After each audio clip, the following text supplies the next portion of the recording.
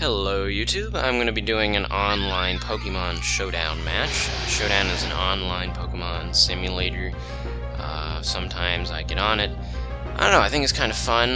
What I'm doing here is ranbats, which are these random battles. You get assigned teams of random Pokemon. They're supposed to be balanced for both players, but sometimes I feel like I'm put at a very large disadvantage, like a bit in this video. But anyways, my opponent, Slave King, starts off with White Kyurem, which is normally an Uber's Pokemon, but the Pokemon in Ranbats are level adjusted, so the really tough Pokemon are at a lower level than the really weak Pokemon, which is supposed to help a little. Often it doesn't, but anyway, I was predicting that Waterfall to hit my Heatron, trying to hope my Rotom can take it. Unfortunately, he gets a critical hit, which really mattered, because that Rotom could have been really useful later on. But anyways, I have to send him my Love Disc after the Volt Switch to take another Waterfall. And he sends in Kyurem right to take the Toxic. That's fine. I'm gonna go switch out, predicting a possible Power Whip, but he just goes for Protect for some reason. I'm not sure why. But anyways, my Dusclops is just gonna burn it. I didn't know what it would do. He actually has Thunder Wave though, which really sucks. This Thunder Wave is gonna really bite me in the long run, because now he can get up a Leech Seed. I don't even get up a Sub, but it wouldn't have mattered anyway, because now I can't outstall Ferret Horn. So I'm gonna have to switch out here. I'm thinking he's gonna go for Protect again, so I switch into Rotom, hoping to maybe do a trick or something on this guy. But no, he goes for the Power Whip. That's fine though. Earlier on, I was trying to preserve my Heatron's Air Balloon, thinking he might have some sort of Ground-type move on one of his Pokemon. Heatron's a much bigger threat with Air Balloon up because of that immunity to Ground-type moves that it's normally 4 times weak to. But I'm predicting him to switch out, because he used Protect to block the Lava Plume, so I use a Toxic there. If he stayed in, the Toxic wouldn't have done anything, so that was a bit of a risky move, but it pays off, definitely. I'm predicting possible Waterfall, but he just uses Stealth Rock, which is strange to me.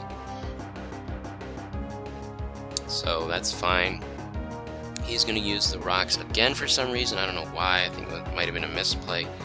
But here, I don't know how much damage he's going to be able to do. He does have Earthquake, so I'm just going to go try going for the Seismic Toss. Fortunately, I get the Parahax, so here I'm going to go for the Seismic Toss again. I'm surprised how well it takes that Waterfall.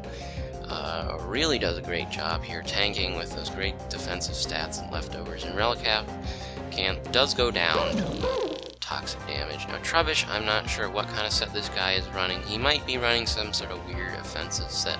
Lots of weird sets in Ranbats. I just go for the for the Seismic Toss, just trying to do some damage. Not sure how much damage he's going to do to me. And but I find out that he's just some entry hazard laying set. So I really want to cripple his Pokemon, get up the Substitute and the Will-O-Wisp. This is a bit of a risky move on my part, because this means it's going to be really hard for me to switch in any Pokemon, but he's letting me cripple his whole team, and at some point his team is going to be so crippled that even after the entry hazards, I can just send in my Cinccino and wreck his whole team, because Cinccino is fast and has Choice Band and will do a ton of damage with whatever move I use on it.